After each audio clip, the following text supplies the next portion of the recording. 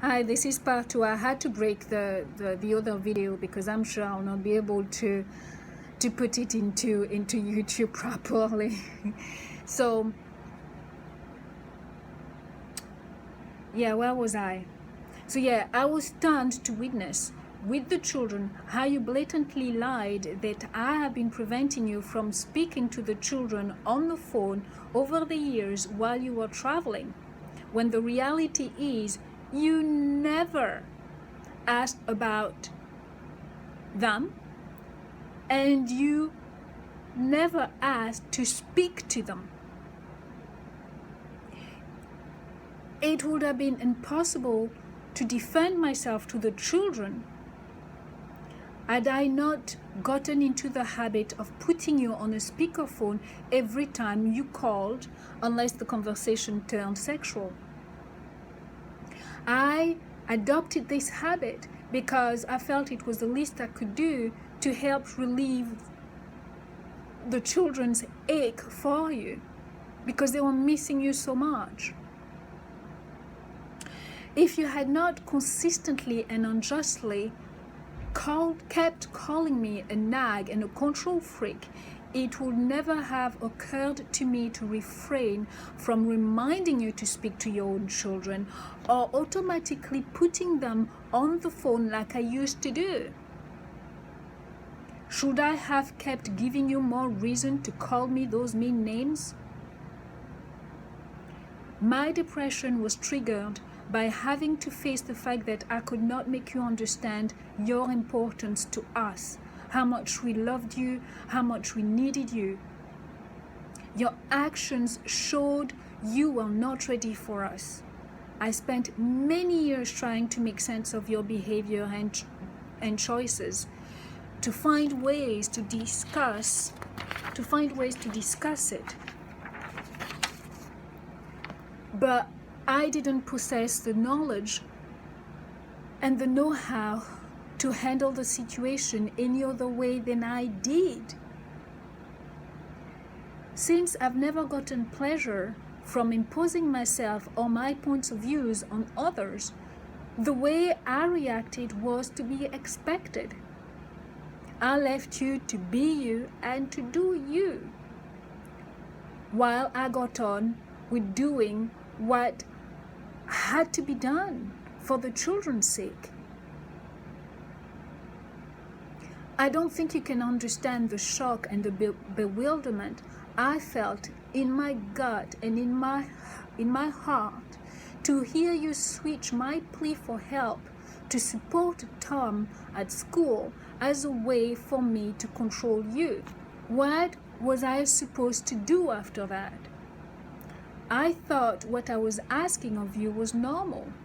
I thought making our children's education our top priority and a team effort a no-brainer.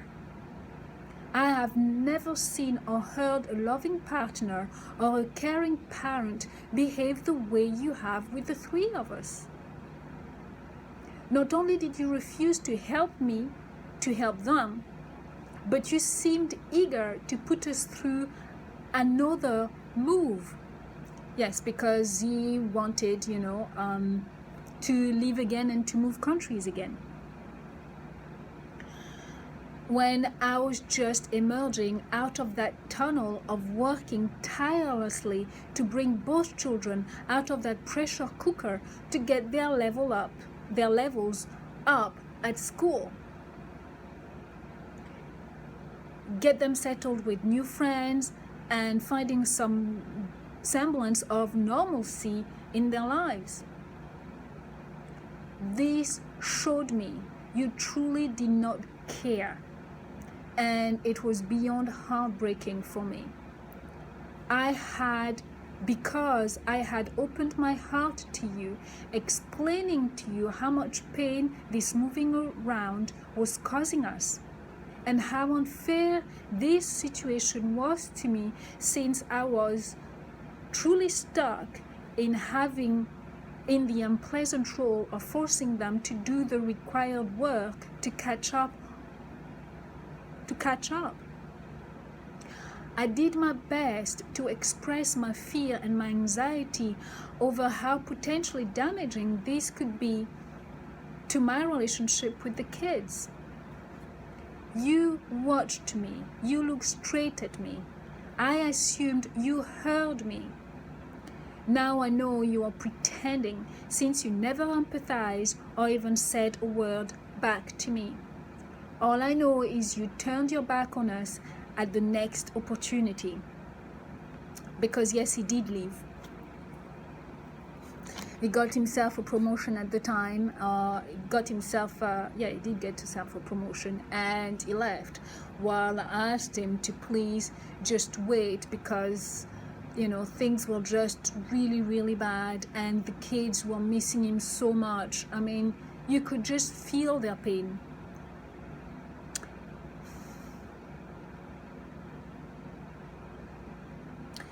To this day, I can feel it, makes me cry.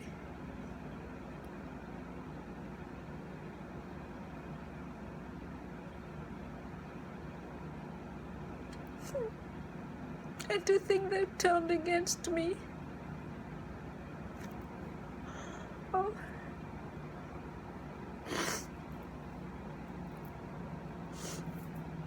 Ugh.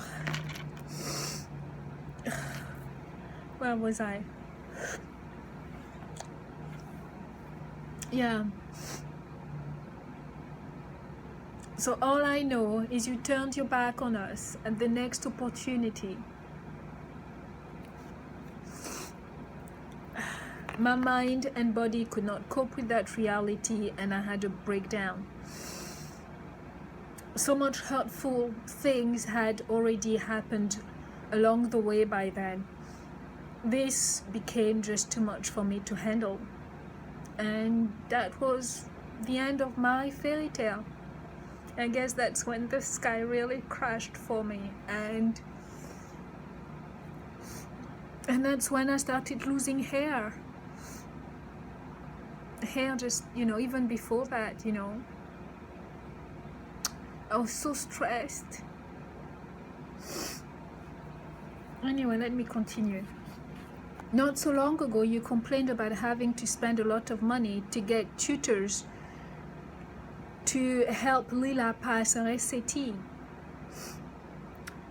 You said you could not understand why it was necessary and why it was so expensive. To me, it looks like you don't ever think long term about the consequences of your actions. Ever. Can you not see how those fees are the direct consequence of your action? It was your choice not to support your children academically. You never miss a chance to nastily. I have to resume. I hope you're still with me. It's almost finished. And I was saying in the last part, can you not see how those fees are the direct consequences of your actions? It was your choice not to support your children academically. You never missed a chance to nastily mock me that I think I know it all. But I doubt you've ever heard me proclaim that I can do it all. I have never hidden the fact that I was a bad student, and mathematics and I are not friends. If you had just put a lid on your ego long enough to take the time to pass on to your children your knowledge of mathematics, like I knew you could, we would not have had to spend this crazy amount of money that you're complaining about. If you had chosen the path of helping us and being with us, why on earth would I have asked you to leave us and pick and go with your last transfer? Yes, because I did eventually ask him to just leave. Things were, I explain a little bit later on the other page why I did.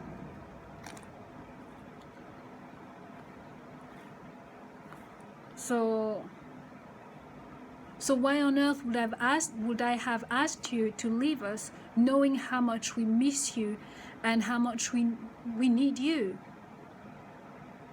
It was obvious that beside providing for us financially, I was never going to get the support I needed from you.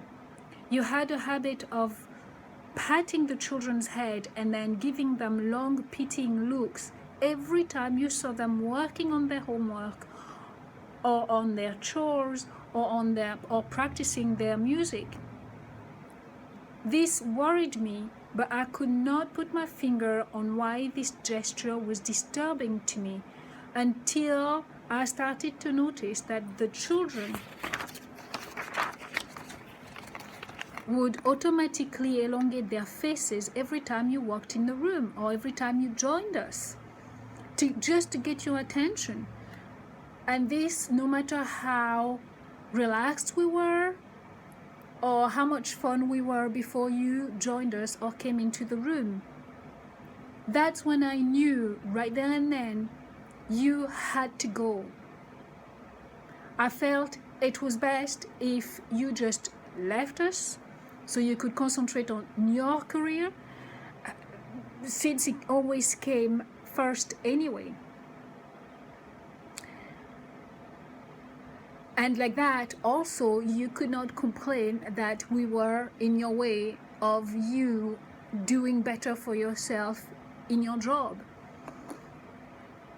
The way I felt, you weren't much use to me or to the children anyway. You refused to take part in our daily or weekend activities. You refused to help with homework. You refused to help with discipline. All you did was disagree or oppose me on everything, no matter what. And you still do. And it looks like time has proven me right. How can it be wrong of me to conclude that had you stayed with us on a permanent basis, my problems with the children would have been worse and would have started much earlier? It's easy, it's obvious and easy to predict. You would have said and done nothing to prevent anything, because you've always been too content letting me be the villain, all the while helping the kids do the opposite of everything I asked of them. Basically nurturing tension, chaos, and resentment towards me. That's what you've done. Just this past summer, I was pleading with you, giving you facts about how Tom had behaved with money and why I felt you should not send him extra money if he did ask. Again, you overlooked that what I was talking to you about was about Tom. Somehow you made it about you and you got upset. Exactly like when I asked you to help Tom at school a few years ago. You know Tom isn't being deprived in any way at university. It's obvious he's just not strong and a disciplined student yet. So giving him more money than he needs at this point isn't going to help him want to challenge himself to study hard.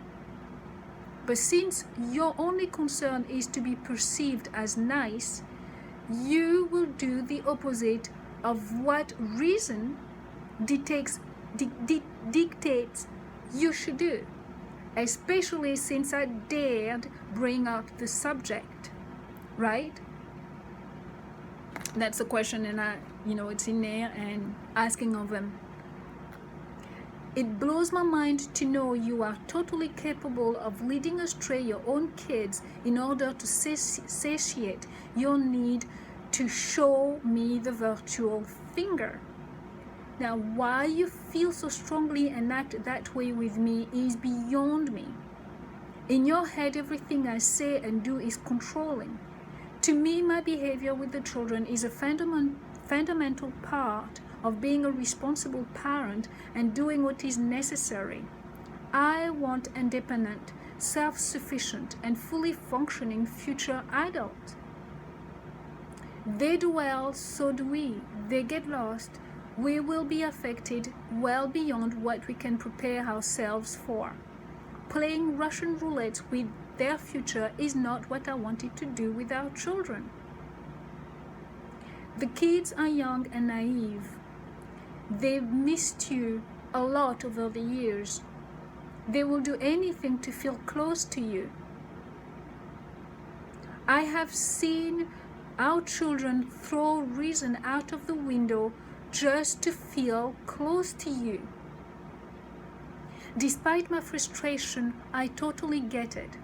Unlike me and yourself, they have had to live a life without grandparents to dote on them, no cousin to share and play with, no extended family to fuss over them.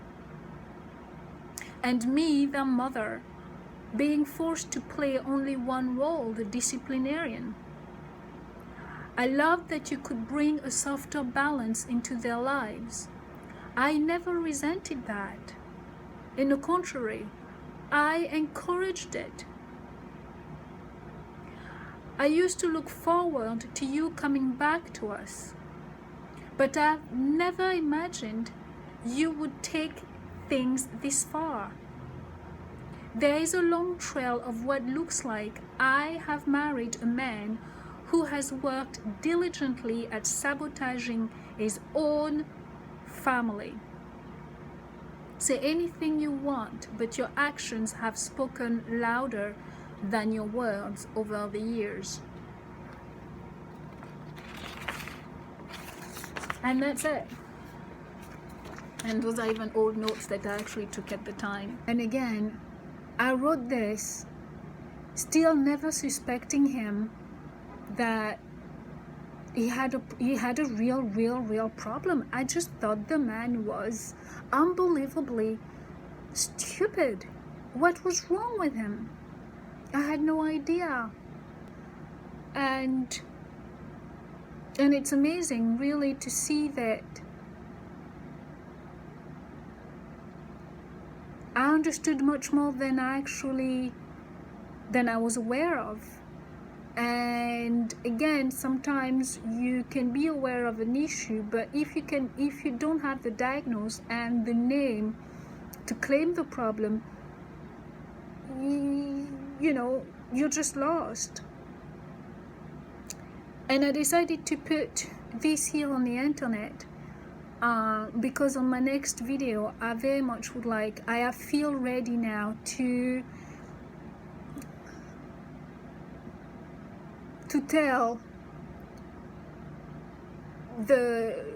talk about, to share and to tell what I have discovered of my husband, about my wolf, and at the time I couldn't say anything because I had to take time for myself to digest everything. And now that I am ready.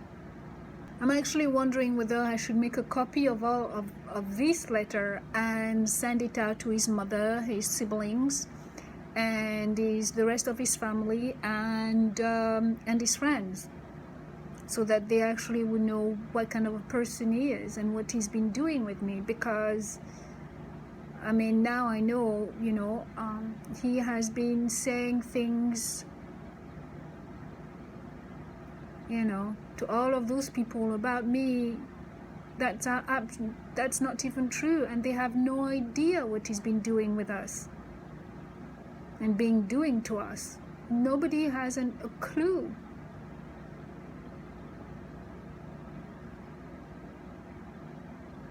I just don't know.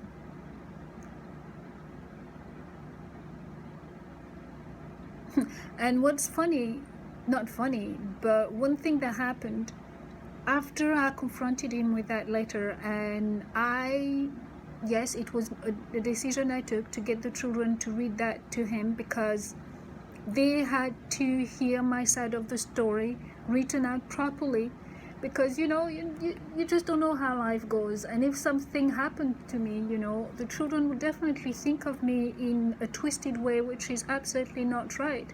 And even though they know the truth, because they are young, their minds are just so corrupt, they just can't tell the difference, even though they know everything I said in this letter is absolutely right. But my hope was at least that they know my version of the situation. So whatever, whenever they're ready, even if it is when they're 50, at least they will have something to draw back on, to make sense of their own lives, and where they came from, and how all of this started, and what my intentions were, and what I was up against. So I decided to get, I decided to get them to read it out to their father. And the only thing at the time, the only thing my wolf said after finished, and I felt better, and I felt, I stopped shaking in his arms, the only thing he said was, can you give me that, can you give me a copy of that letter? That's what he said to me. That's exactly what he said. The only thing he said, can you give me a copy of that letter? And I thought that was kind of, I don't know, I didn't think anything of it. All I know is that I didn't feel comfortable doing that, and especially knowing that after so many years, he has never changed his behavior. Whenever I've asked, I've complained about a situation, or the effect or the side effect of a situation, he's never changed anything. Just like I mentioned, I'm telling him that he is terrifying his own daughter with his watching his porn late at night, and the man changes nothing, and he does nothing, and he doesn't, he continues just as if it was no big deal. It's obvious that giving him that letter would not change his mind or his behavior. So I just didn't see the point of giving it to him. And I eventually realized that I did the right thing not giving it to him when I watched a video from Thrive After Abuse. The lady is called Dana, and she mentioned very specifically in her video that if you write something, no matter what kind of complaint it is, to a narcissist, don't hand them over that paper. Don't ever do it. And I was really, really glad, because that's exactly what I was very, very surprised, and when I realized, oh my God, he actually did ask me for a copy of it. And now as time has gone by, I know why. Because those people, when you complain and when you explain things to them, just like if you go to a therapist with them, what they do is that they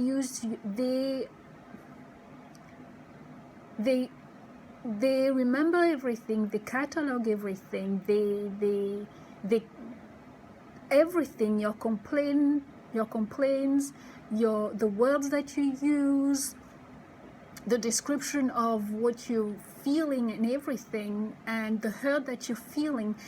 They literally take all of that, and then in front of people, they will use those very same arguments, those wordings. They will use your expression, they will use everything, and make it as if it is their pain and their problem, and you are the attacker. You are the one who's hurting them. And yeah, and I've seen it happen, over the last few months with him. And certainly now I understand why Dana said, don't give them a letter where you actually explain what they've done to you. yeah, and this is my advice as well to anybody that's new to this situation. You know, unless you're ready to go, unless you're ready to fully confront and go, don't give them an ammunition, because they will copy you. And also for me, I wrote this letter at the time, long before I understood what I was dealing with. I had no idea. Had I known who and what I was exactly dealing with, I would have never confronted him with him. I'll never have come out and given my truth like that, because not only did he enjoy hearing of my pain and how I was putting everything together,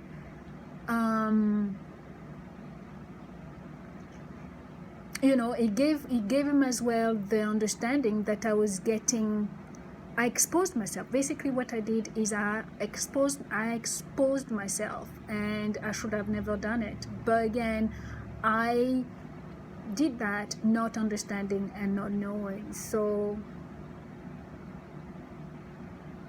yeah, I have to live a life of a coward when I'm not one.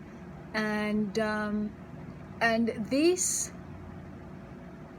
letter came after only me getting upset. Over the years that we've been married and been together, I have only fully properly confronted him 3 times, and that actually was the third time I confronted him with, you know, with all of those issues, because every single time before, it was, you know, what I've done always, it's just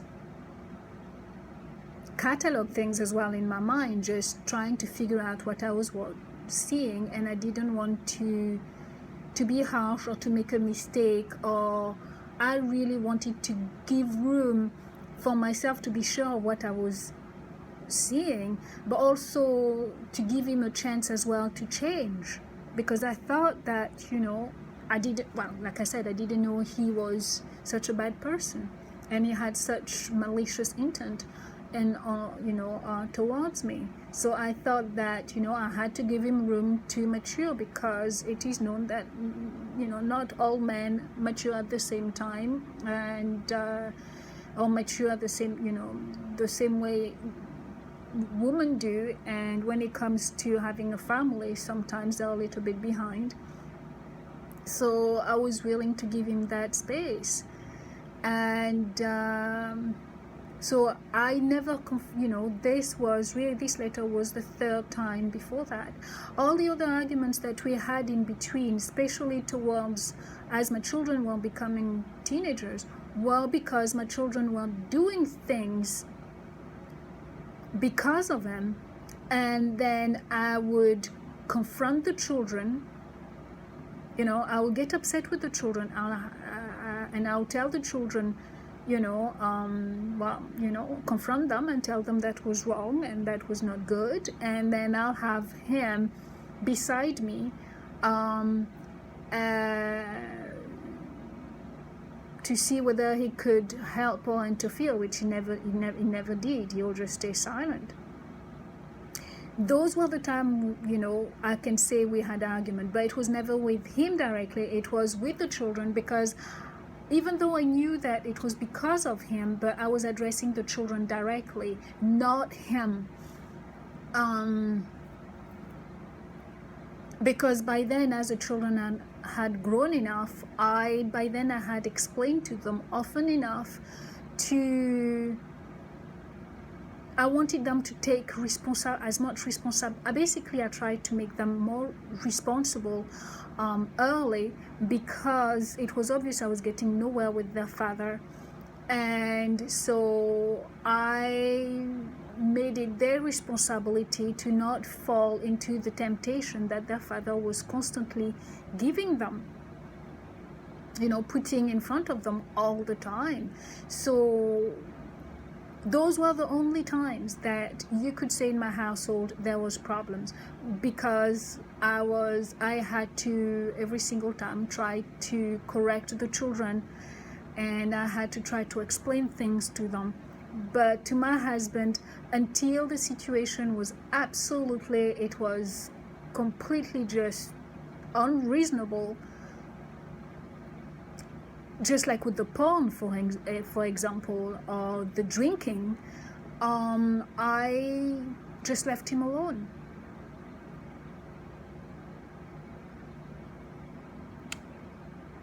Yeah.